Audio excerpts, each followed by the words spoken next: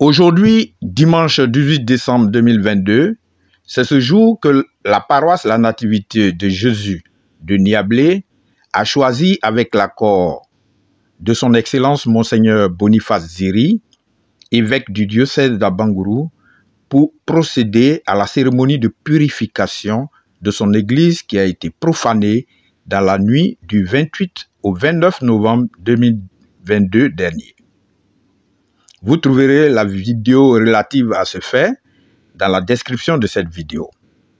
Si vous êtes nouveau sur ma chaîne, ne manquez pas de la liker et surtout de vous abonner massivement pour être toujours au parfum de nouvelles informations. Je tiens à rappeler qu'avant cette cérémonie de purification, c'est-à-dire depuis le 29 novembre, où les voleurs se sont maladroitement illustrés, la messe s'est toujours tenue sur l'esplanade de la dite église, comme vous le voyez.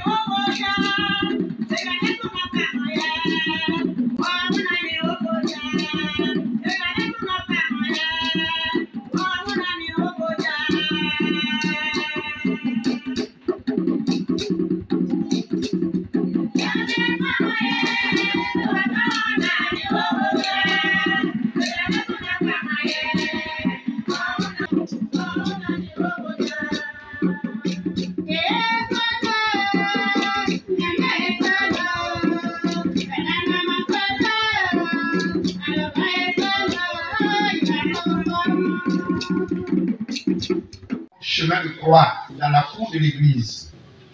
Et le mercredi prochain, le mercredi 14, 16h30, nous aurons les confessions liées à la profanation de l'église. C'est totalement différent de la confession générale du temps de l'Avent en préparation de notre temps de Noël. Avant de donner la bénédiction finale qui clôture la messe, le père Pierre Jaurès, curé de la paroisse La Nativité de Niablé, a donné des informations relatives à la préparation de la cérémonie de purification qui a eu lieu ce dimanche 18 décembre 2022.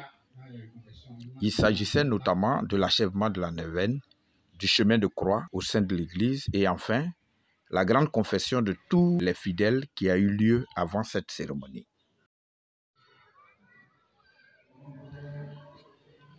C'est dans le parvis de cette belle et grande église de la Nativité de Jésus que la cérémonie de purification a commencé.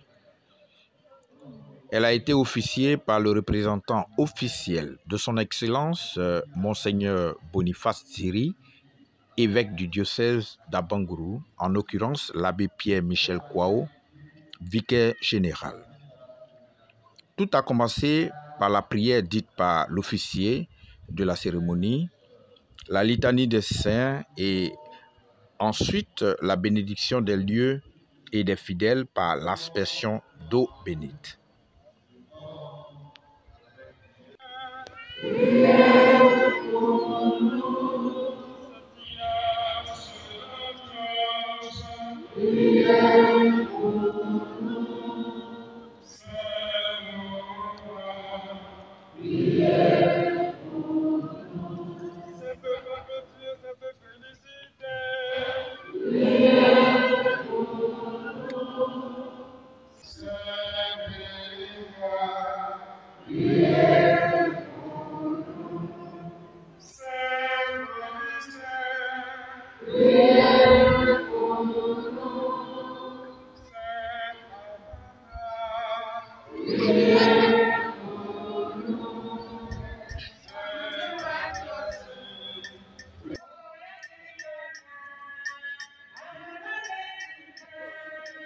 Après donc la litanie des saints, place est maintenant donnée à la purification du peuple par les prêtres qui vont se servir donc de l'eau bénite pour les asperger, les purifier de tous leurs péchés, et les sanctifier avant d'avoir accès donc à l'église qui est restée longtemps fermée pour des raisons que nous savons.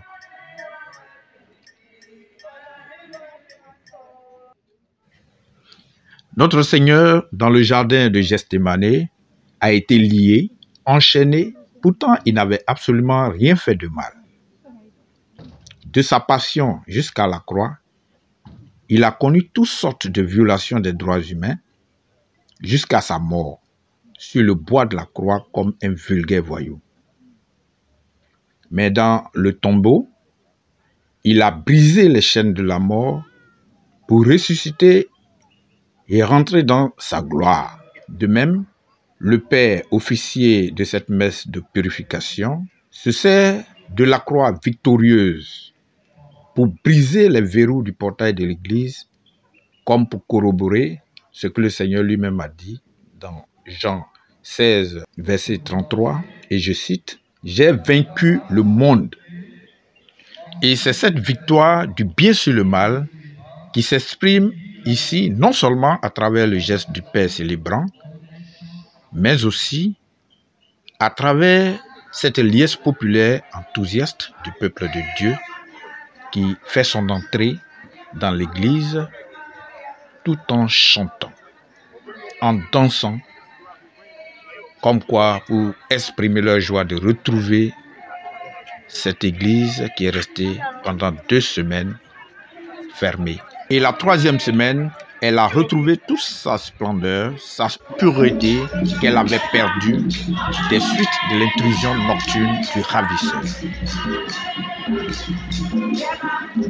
Oui, c'est vraiment une joie pour nous de retrouver cette église qui nous a tant manqué.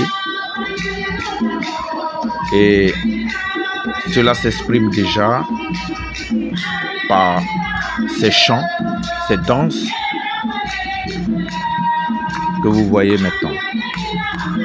Alors pendant ce temps, la procession normale va continuer.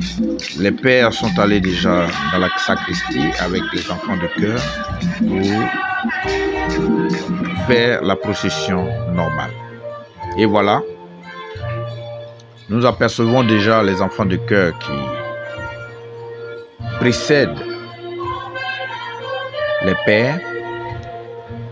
Le cours normal de la messe va commencer tout à l'heure.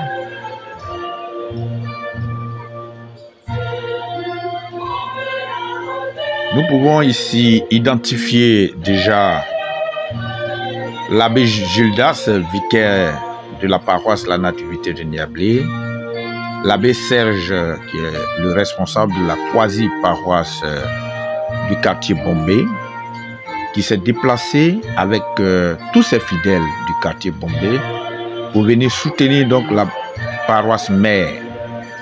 Et nous voulons saluer cet élan de fraternité, de compassion et de solidarité. Nous apercevons également le curé de la paroisse, l'abbé Jaurès, et aussi l'officier général de cette cérémonie, en l'occurrence l'abbé Kwao Michel, vicaire général.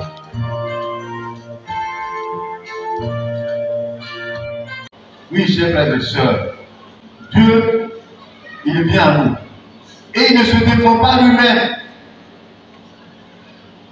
Et c'est à nous de sauver Dieu. C'est ce que Joseph et Marie font. Ils sauvent Dieu. Vous savez très bien cet épisode où Hérode voulait tuer l'enfant. Qu'est-ce que Joseph a fait?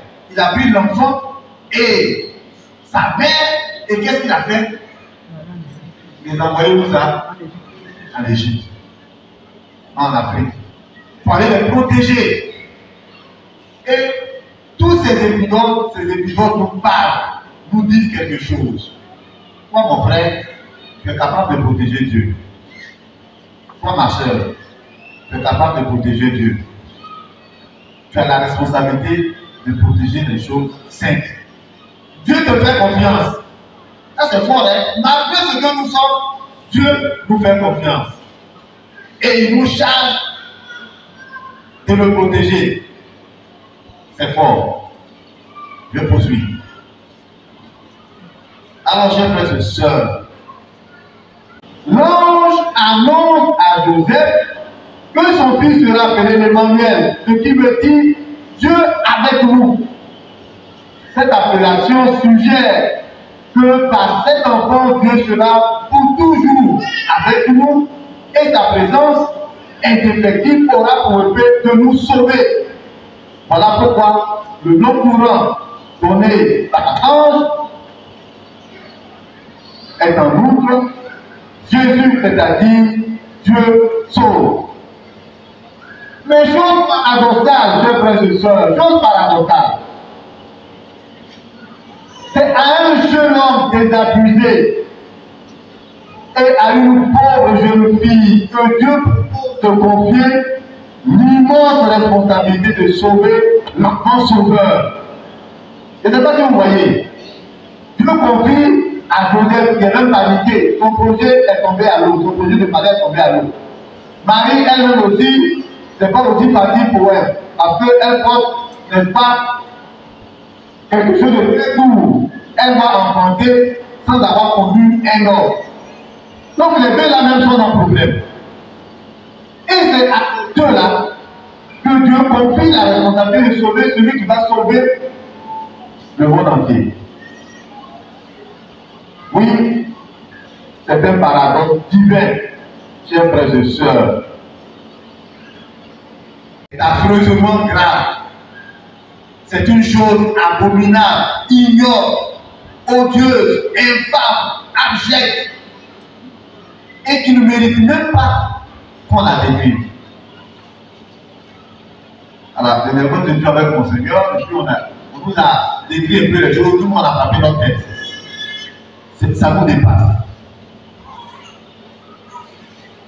Cette main impie a malheureusement frappé là où ça fait mal.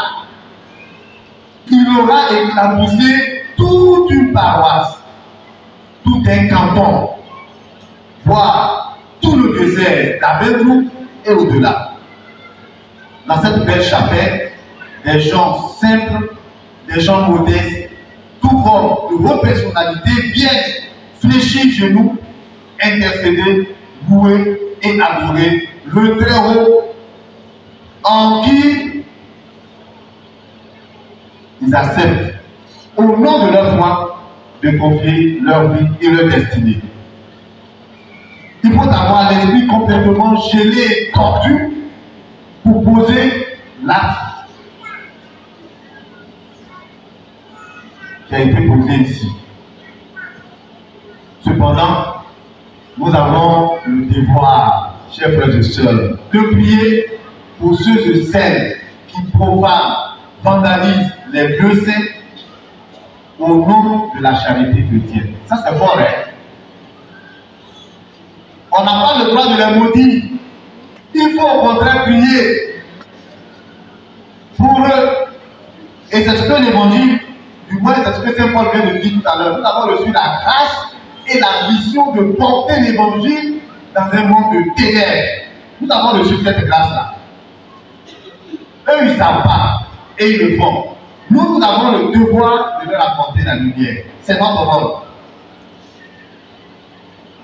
Et j'ai envie de rappeler ces paroles de Jésus sur la croix. Père, pardonne-leur, car ils ne savent pas ce qu'ils font. Oui, ils ne savent pas ce qu'ils font. Des actes inqualifiables sont hélas posés à longueur de journée dans le monde des enfants, des adultes, des vieillards torturés, tués, des églises, des tombes profanées. Ça c'est fort. Nathalie le dit simplement comme ça. Même si le cimetière ne fait pas peur, il devrait tout au moins inspirer des sentiments de tristesse. Tout au moins ça. Voilà. Bref, la vie des personnes les lieux saints ont besoin d'être protégés par ceux qui ont encore un peu d'humanité, un peu de conscience. Manifestement, ils reviennent à l'équipe presbytérale, aux conseillers du curé, parce que le conseil paroissial, c'est l'organe du curé chargé de lui donner des conseils. Bon. En principe, qui lui donne des conseils, il doit écouter. Bon, maintenant, si tu n'écoutes pas, c'est pour appeler à garder le Fils et la Vierge Marie dans notre vie. Nous sommes interpellés devant l'urgence qu'il y a à protéger ce qui est saint pour nous, afin que les personnes qui ont besoin d'être délivrées, eh bien, ne puissent pas cracher sur Dieu.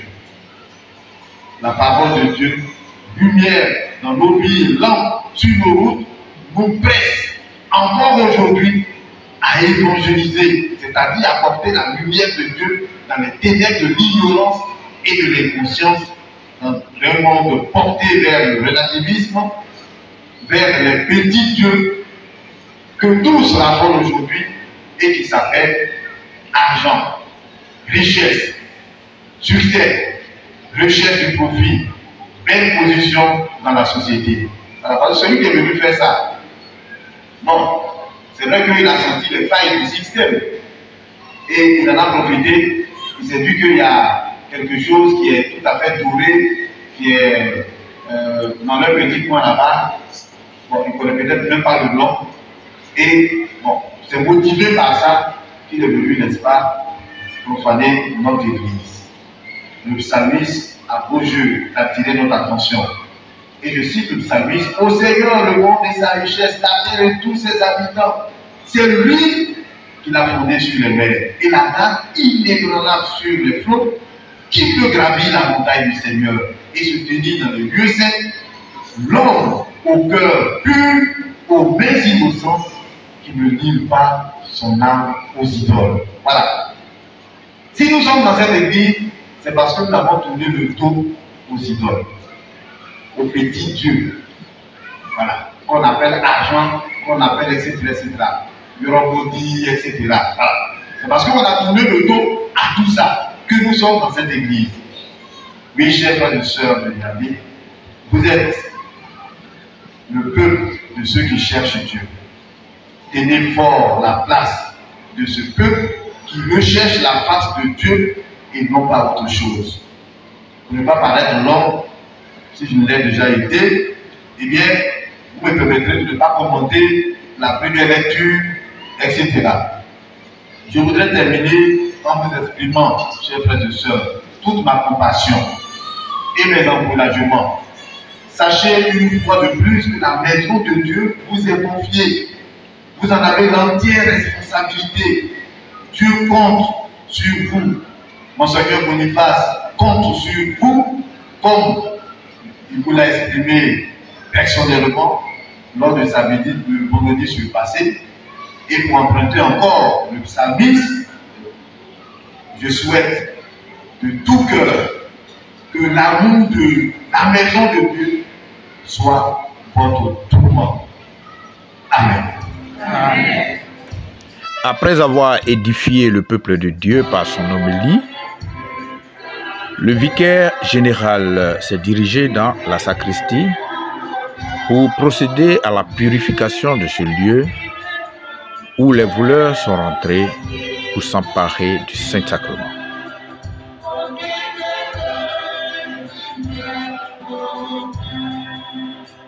Juste après cette cérémonie de purification dans le tabernacle, nous allons passer à l'offrande et ensuite la communion.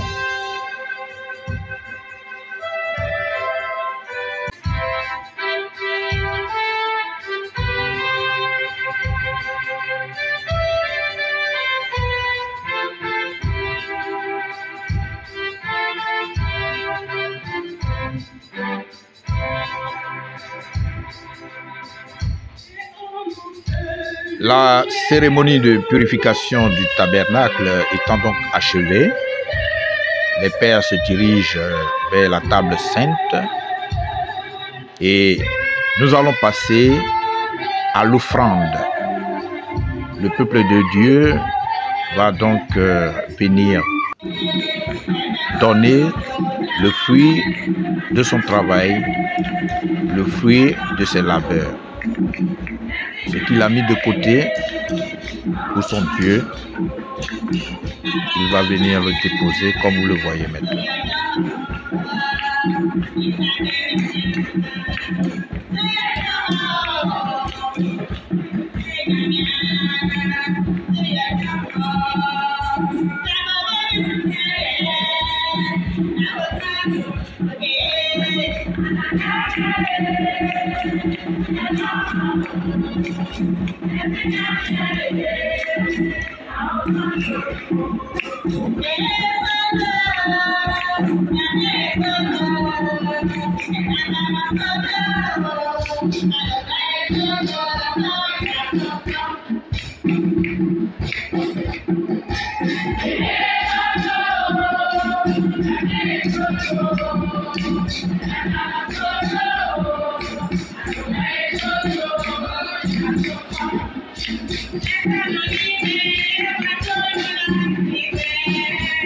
Alors, l'abbé nous a exhorté dans son homélie à avoir comme priorité la protection des choses saintes, comme Marie et Joseph l'ont été pour l'enfant Jésus, notre Seigneur, lui qui était Dieu.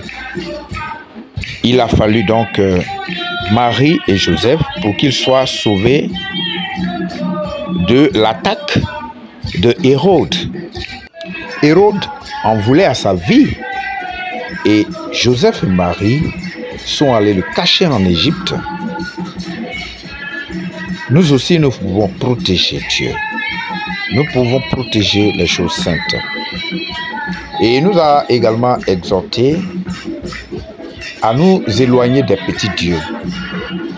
Il entend par petit Dieu l'amour de l'argent, l'amour des richesses, des gains faciles, le Dieu argent qui nous permet de faire tout ce que nous voulons de maladroit pour avoir l'argent. Il nous a également demandé de nous détacher de tout cela. Et une chose la plus importante, il nous a dit, comme Jésus a pardonné à ses bourreaux sur la croix, Père, pardonne-leur, car ils ne savent pas ce qu'ils font. Nous aussi, nous devons pardonner ce comportement, qui ont eu ce comportement malsain envers l'Église. Nous devons leur pardonner, comme le Père Céleste lui-même nous a pardonné. Et nous devons prier pour eux, pour qu'ils puissent se détourner de leurs mauvais desseins, et qu'un jour, nous l'espérons, qu'ils croisent l'amour et la grâce de Dieu sur leur chemin.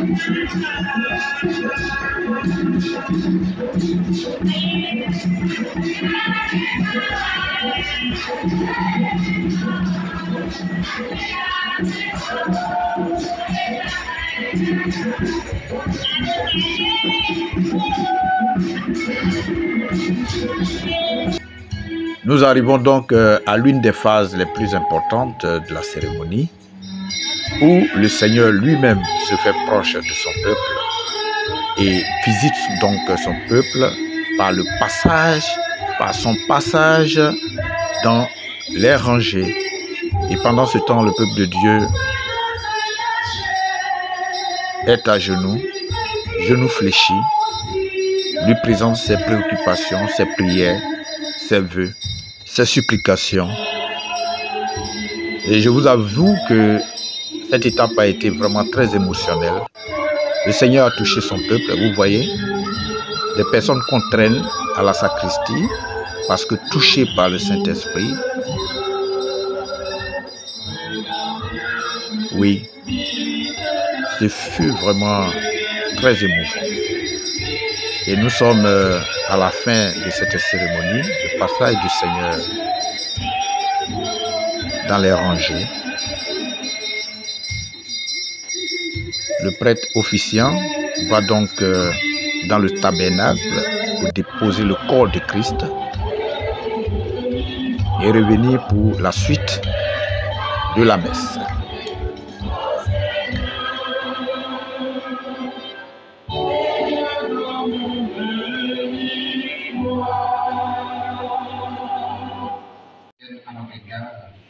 Avant la clôture de la messe, l'abbé Kwasi Jaurès, curé de la paroisse La Nativité de Niablé, a pris la parole pour remercier toutes les personnes de près ou de loin qui leur ont apporté soutien moral et spirituel pendant ces moments de difficulté.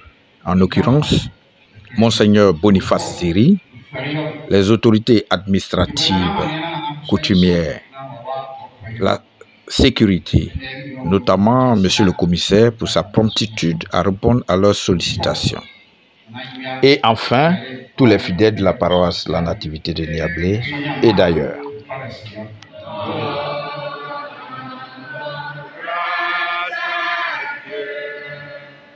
C'est ici que prend donc fin cette cérémonie de purification. J'espère vous retrouver bientôt dans de nouvelles vidéos. Si vous êtes nouveau sur ma chaîne, ne manquez pas d'activer la cloche de notification, de liker la vidéo et surtout de vous abonner massivement.